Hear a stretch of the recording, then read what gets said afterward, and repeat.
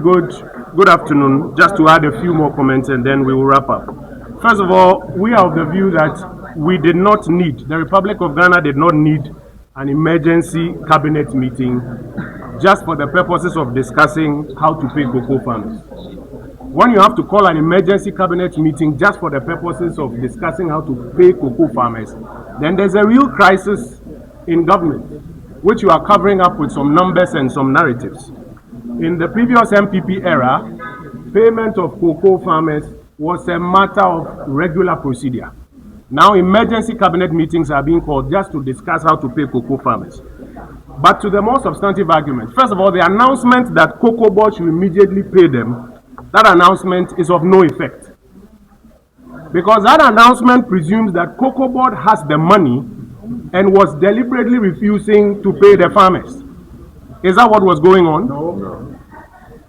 Because if this whole press conference is about the fact that the government went to a cabinet meeting and has instructed Cocoa Board to pay the farmers, seriously, it raises more questions than answers.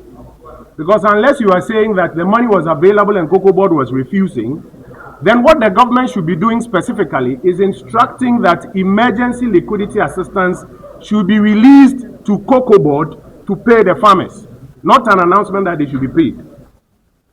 But we don't want you to forget the two main causes of the crisis we're having in the cocoa sector now. Two main causes. Number one is that the new managers of the cocoa sector have reset the trading program of Cocoa Board. We used to sell about 70% on forward sales and 30% on spot.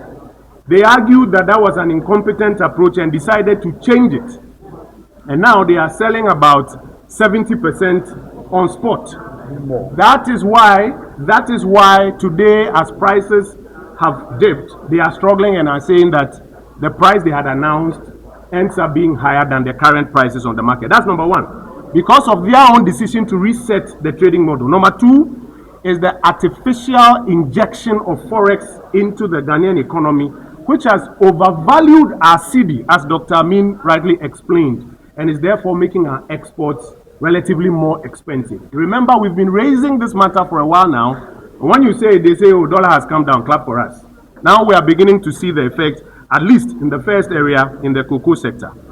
This action to announce a 28% reduction in the price amounts to a haircut of about 28% on close to 1 million Ghanaian cocoa farmers.